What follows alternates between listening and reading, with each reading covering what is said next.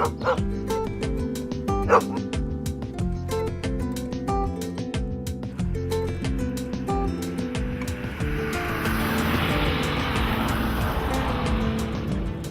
driving to the Waltham Centre for Pet Nutrition, where I've worked now for 17 years.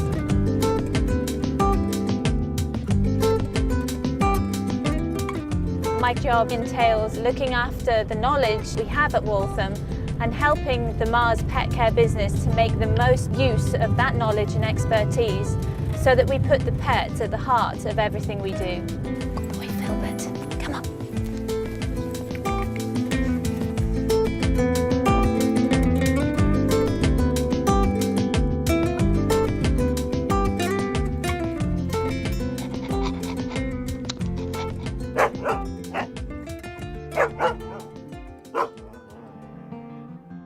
This is one of our dog socialisation areas. It's a great place for our puppies to play.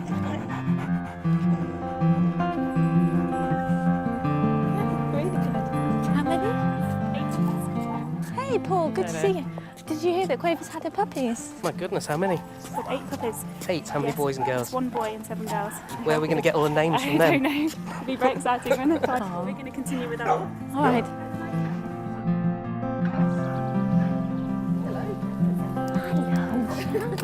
So this is a centre for nutrition. It's our science institute where we look at cat and dog nutrition. We've got several hundred cats and dogs here, and it allows us in a very controlled way to answer some very defined science questions. So what does a dog breed need nutritionally? What does a cat need as it's growing up? Also, ich freue mich, euch Richard vorzustellen. Richard Butterwick ist der Senior Scientist for Pet Nutrition hier in Waltham. Und er wird uns jetzt einfach so eine I think some of the early milestones of research here really focused on establishing what made cats different from dogs in terms of their nutritional requirements, and indeed what makes dogs different from humans. So, for example, some of the early research established that cats are what we call an obligate carnivore. So cats have an absolute requirement for some meat material in their diet because meat contains specific nutrients that are not contained within plant materials.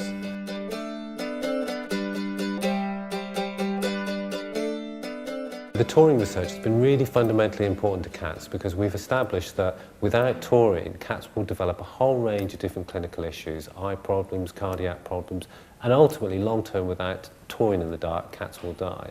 So this research has been absolutely fundamental, not just for us as a corporation, but for the whole industry.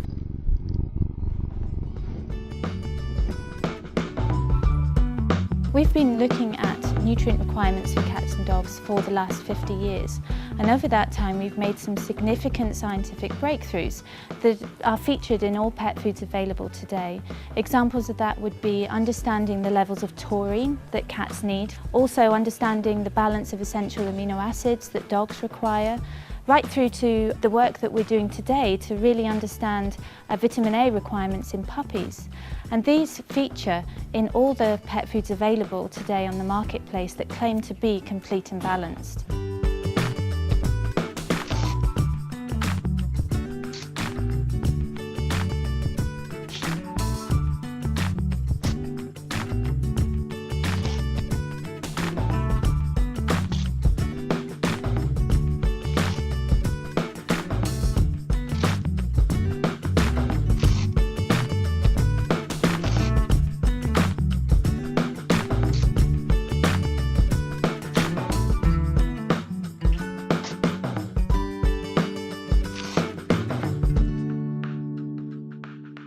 We've been working in dog breed genetics for around 9 years.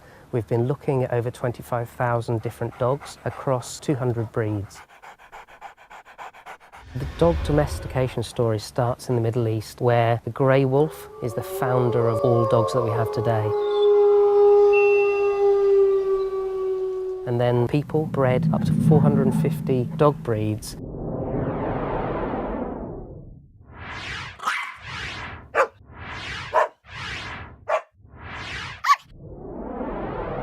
We've got 3 different Labrador Retrievers here that is one of the most popular dog breeds in the world.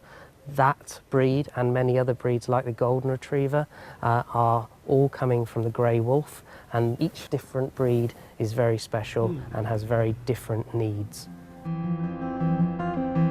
Our publications are also really important to us. We're always striving to publish in the highest impact factor journals. We really value the peer review process because it gives an independent measure of quality for the work that we do. And we also like to spread the word of the work that's done through Waltham at conferences and symposiums around the world. The research in the Nature paper was a multiple centre collaboration, industrial academic partnership working across America and Europe.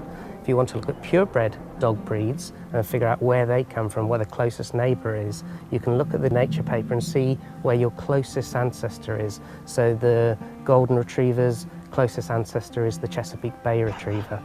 We've used that science to build a signature up for every breed, and those signatures can be used to look at mixed bred dogs to say where your dog ancestry came from.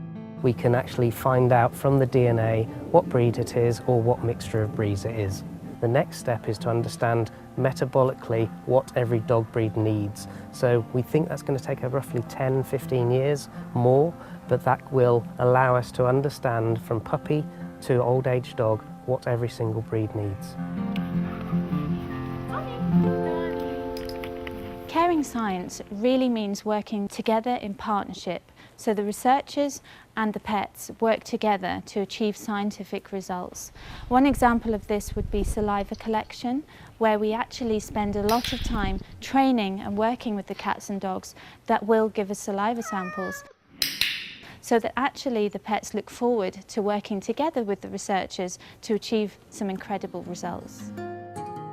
I think what sets us apart here at Waltham is the way that we work with our pets, so the true partnership, the amount that we actually invest in caring for and training our pets, so that when it comes to doing scientific work, it's all part of the bond and the relationship between a researcher and the pet. See you soon. Bye, Philbert.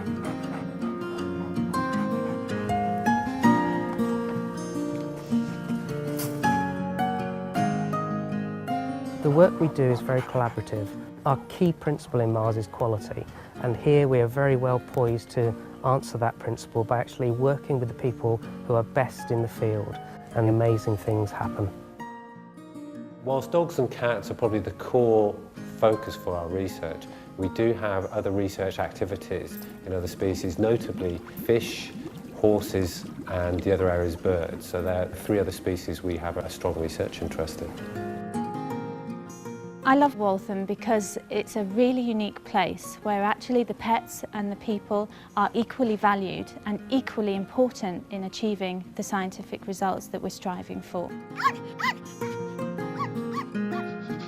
Being part of Mars and privately owned gives us a huge amount of freedom to invest in areas that the family have passion for. Actually understanding pets and benefiting pets, building a better world for pets in the future is a huge passion that the Mars family share, and it gives us fantastic freedom to invest in places like Waltham.